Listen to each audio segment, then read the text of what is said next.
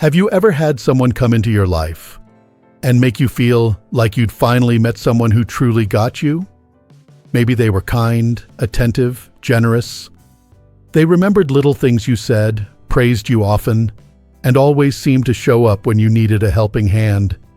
At first, it felt comforting, like you were finally being treated the way you deserved to be treated. But then, something shifted. You started noticing subtle pressure, expectations, maybe even guilt. And by the time you realized something wasn't right, you were already entangled.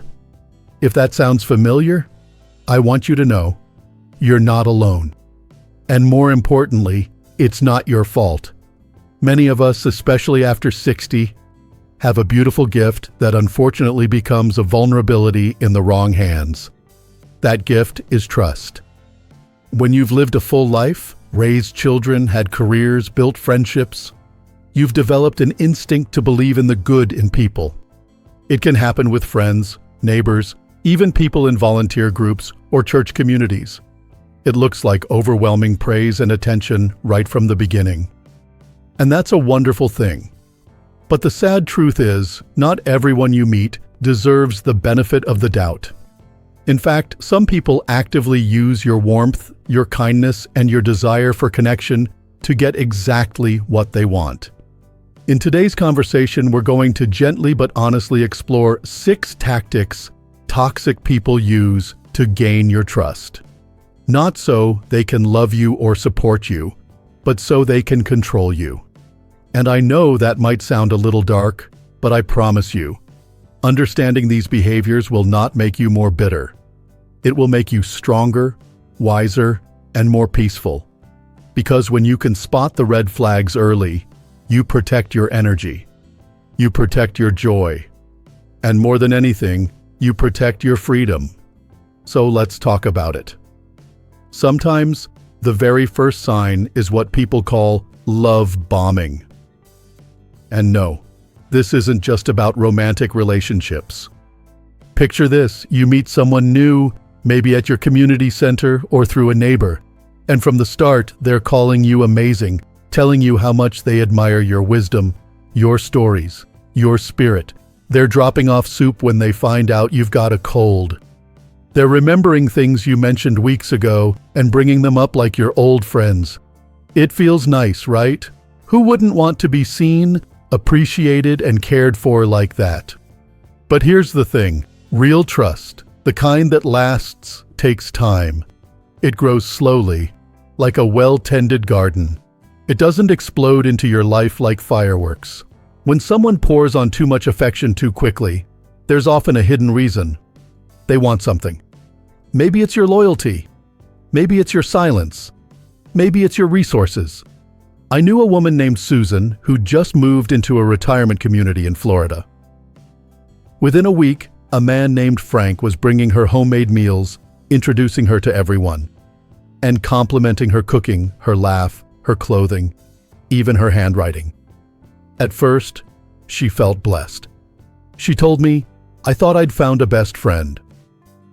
But a few months later, Frank started asking for favors. "Could you watch my place while I'm out? Could you loan me just a little until my check clears? Could you come with me to this meeting? I need someone on my side." She said yes, again and again, because he'd been so kind to her in the beginning. It wasn't until he pressured her into signing off on something she didn't understand that she realized his affection wasn't generosity. It was strategy. That's love bombing. It feels good at first, but it's designed to break down your walls faster than they should be broken. The truth is, people who genuinely care about you don't need to overwhelm you to earn your trust. They're patient. They're consistent. And they don't make you feel like you owe them anything. Another tactic that often goes hand in hand with love bombing is something called mirroring. This one is sneaky because it feels so personal, so special. Mirroring is when someone quickly starts acting like they're just like you. They copy your interests, your opinions, even your little habits. And I'm not talking about innocent similarities like liking the same TV shows. I mean deeper things, values, memories, pain. You might share a story about a struggle you went through, and suddenly they've been through the same thing. You talk about your love for jazz music, and wouldn't you know it, they've got Miles Davis on vinyl at home. You mention how you're not close to your children anymore, and suddenly they open up about how their own son broke their heart. And again, it feels comforting. We all want to feel understood. But real connection, the kind that means something, takes time to build. When someone seems a little too perfect, a little too aligned with you, and it's only been a week or two, that's not intimacy. That's imitation. I remember hearing from a retired teacher named Bill. He met a woman named Linda through a community volunteer group. She was charming, warm, and incredibly attentive. Within 2 meetings, she was talking about how rare it was to find someone who understood her soul. They shared long walks, deep talks, and even started planning a joint garden project. But slowly, Bill began to notice something odd. When he changed his opinion on a topic, so did she. When he mentioned something new, suddenly it became her favorite thing.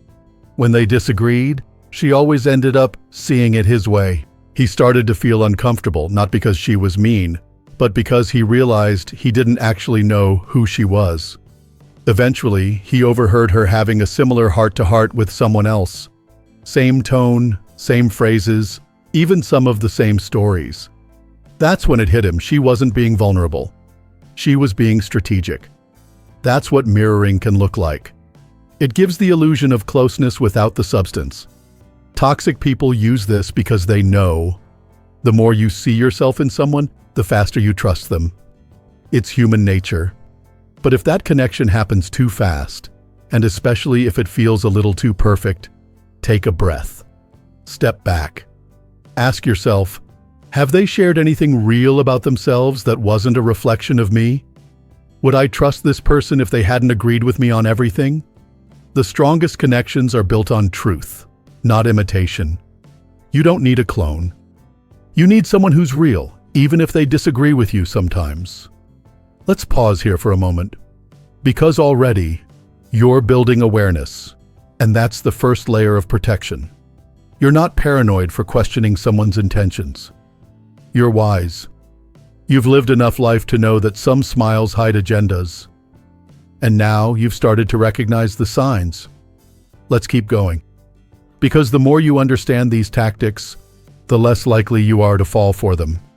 And the more peace you'll find in the relationships you truly deserve. Now, let's keep walking together through this. You've already seen how love bombing and mirroring can pull you in before you even realize what's happening. But there's another tactic that's just as powerful and often more disarming. It's called strategic vulnerability. You know how comforting it can be when someone opens up to you, maybe sharing a painful part of their past or something deeply personal. It feels honest, human, and brave. You think, this person trusts me. Maybe I can trust them too. That's how it's supposed to work. Vulnerability, when it's real, builds connection. But when it's used with an agenda, it becomes something else entirely. Strategic vulnerability is when someone shares emotional stories, not to connect, but to control. They know that by revealing a hardship or trauma, they'll trigger your empathy. And for many people in your stage of life, after raising families, weathering losses, supporting others, for decades, empathy runs deep. So when someone sits across from you and talks about the betrayal they experienced, the heartbreak they never recovered from, or the struggles they faced, it pulls at your heart. You start opening up too. You offer comfort. You lower your guard. And that's exactly what they want. I remember talking to a woman named Carol. She told me about a man she met through her church group named George. In the beginning, he told her about how he lost everything in a bad business deal. He said his best friend had stolen from him. His ex-wife had abandoned him when he was at his lowest. He shared these things in a quiet, emotional way. Nothing over the top. Just enough to seem sincere. Carol said she felt moved, like she'd been given a window into a wounded soul. So she opened up too. She talked about her divorce, about missing her daughter who lived out of state, about the years she struggled with loneliness. And it created a bond. Or at least that's what she thought. But over the next few months, George began to use the details she had shared as leverage. If she disagreed with him on something, he'd remind her how much he'd opened up to her. If she didn't call back quickly, he'd say, "I guess I'm not worth checking in on, just like your ex made you feel." It hurt. Deeply. Because what she thought was intimacy turned out to be ammunition. Toxic people do this because they know something many of us forget. Vulnerability feels like truth. But just because someone cries or shares a painful story doesn't mean they're being authentic. It might just mean they're rehearsed.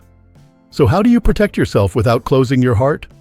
You listen, but you don't rush to match their openness. Let their actions, not just their stories, show you whether they're trustworthy. True character always takes time to reveal itself. And someone who shares pain too soon, too often, or always conveniently to win your sympathy might not be showing you their heart. They might be showing you a script. Now, there's another tactic that often sneaks up on people: third-party validation. And this one can be especially tricky because it doesn't come directly from the toxic person themselves. It comes from other people, people you already trust. Here's how it works. Let's say you meet someone new.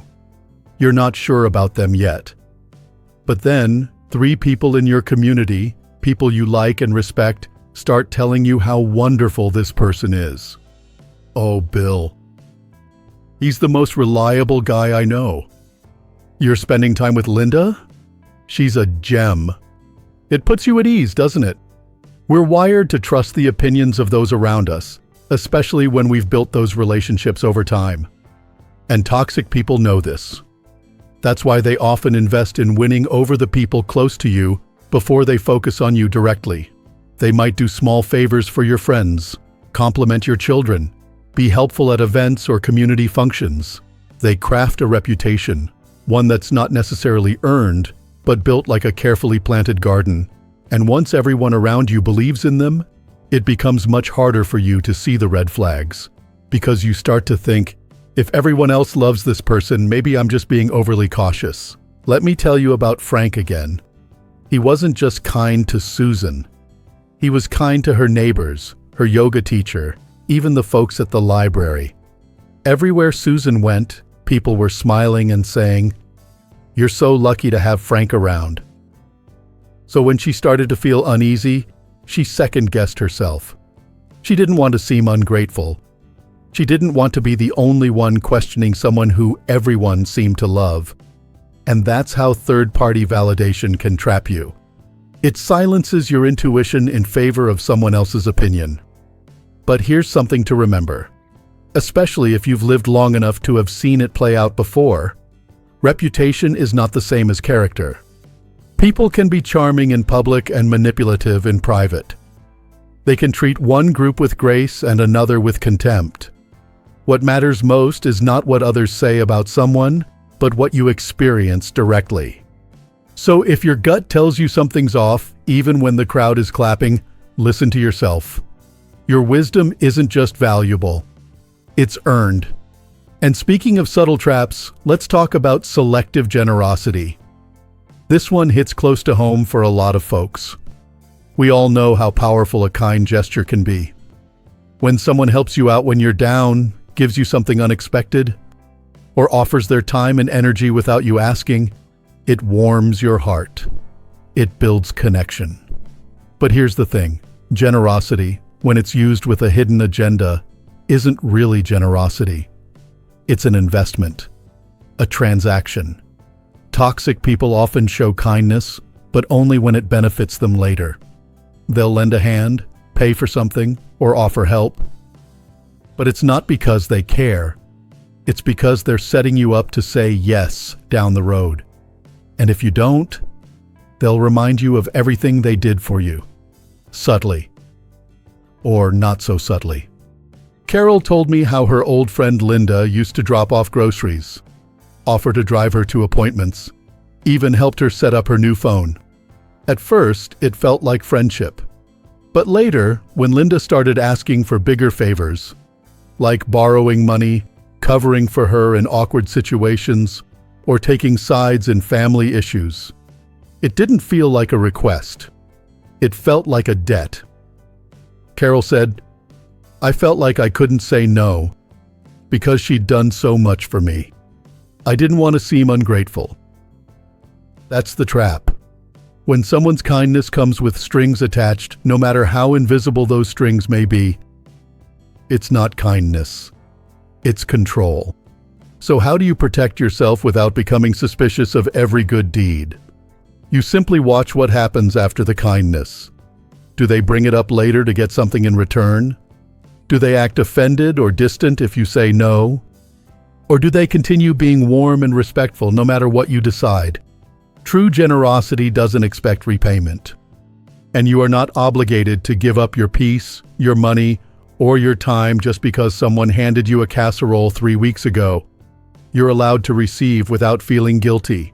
And you're allowed to say no, even if someone once said yes to you. Take a breath here. Let that settle in. You're learning not just how to spot manipulation, but how to reclaim your space in relationships, because toxic people aren't always obvious. They often wear kindness like a mask, but now that mask is becoming easier to recognize.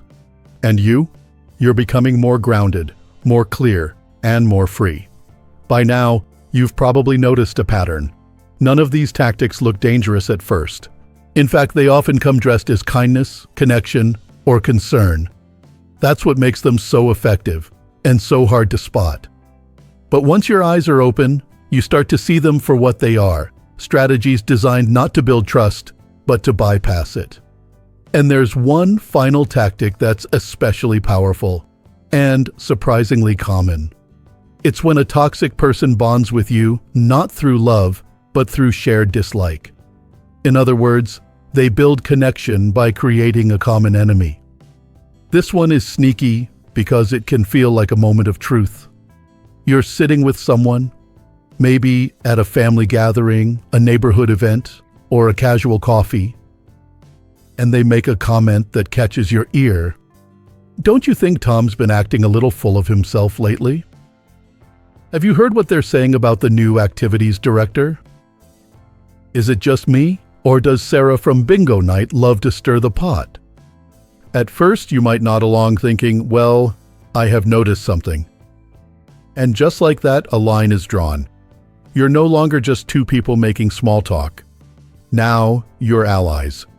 Teammates, us versus them. Toxic people know how to use this kind of bonding because it plays on something very human, the desire to belong, to feel like someone understands what frustrates you, to be seen, especially if you felt dismissed or overlooked. But here's where it turns. The person who pulls you into gossip or criticism is also watching to see how far you'll go. They'll test your loyalty through these little conversations. And if you agree, even just a little, they lean in deeper. They give you more stories, more proof, more ways to stay connected through negativity. I once heard about a retired couple, Bill and Margaret, who moved into a senior living community in Oregon. They were welcomed warmly, but one neighbor in particular, his name was Gary, seemed especially friendly. He told them who to avoid, who was always causing drama, and who couldn't be trusted. He positioned himself as their guide, their protector. Margaret admitted it felt nice at first, knowing someone had the inside scoop. But as time went on, she noticed how tense she felt before events, how cautious she became around others she hadn't even met yet. She'd absorbed Gary's judgments as her own. And then, one day, she overheard Gary talking about her to someone else, making jokes at her expense, just like he had done about the others. That's when it hit her. The bond he built wasn't real.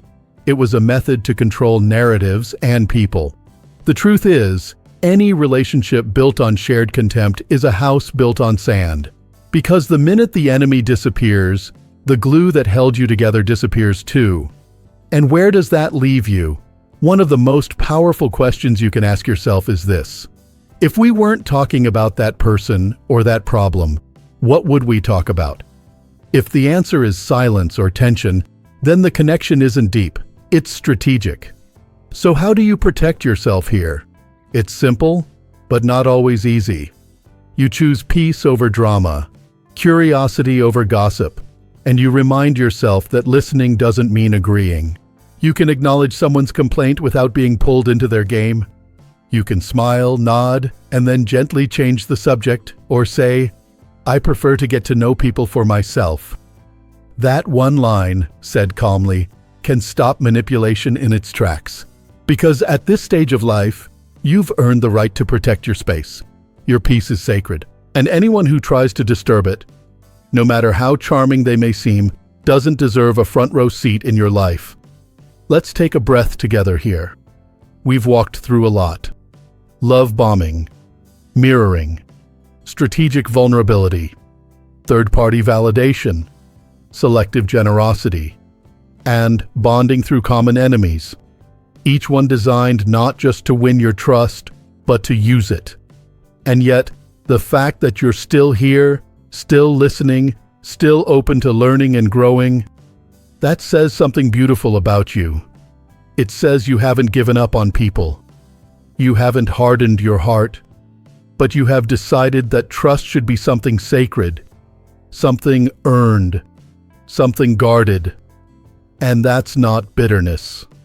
That's wisdom. Those ancient teachers who spoke about strength and clarity in the face of life's trials understood this deeply. One once said, "It is better to be cautious and wrong than trusting and deceived." And another reminded us that not every person is worthy of your confession or your confidence. But that doesn't mean you stop being kind. It just means you learn to give slowly, wisely, and with full awareness. Because trust is not a gift you give away in a moment. It's a seed. And like any seed, it needs time, nurturing, and protection. So what can you do, starting now? You stay present. You pay attention. You trust your instincts, not your fears, but that quiet knowing that comes from experience. If someone moves too fast, slow things down. If someone always agrees with you, watch for the cracks. If someone shares too much too soon, listen, but hold your ground. If everyone else says they're amazing, make your own judgment. If someone gives to get, you don't have to give back. And if the bond is built on shared negativity, ask what's left when the gossip stops. You don't need to isolate yourself to protect your heart. You just need to walk with eyes open and values strong. You've made it this far in life by being thoughtful, caring, and wise. And the beauty is, you're still growing, still learning, still becoming even more grounded in who you are. So let this be your reminder: your trust is precious, your time is sacred, your peace is priceless. You've got every right to say, "Not everyone gets access to my heart." And you don't owe anyone an explanation for guarding what's taken you a lifetime to build. If this message spoke to you, if it reminded you of something you've experienced, or gave you language for something you felt, share your thoughts in the comments below. You never know who your story might help. And if you found this helpful, be sure to like the video and subscribe to the channel Strong Elderly Life for more conversations that honor your experience, your strength, and your spirit. Here's to living your best life at any age. And here's to trusting wisely, because you deserve nothing less.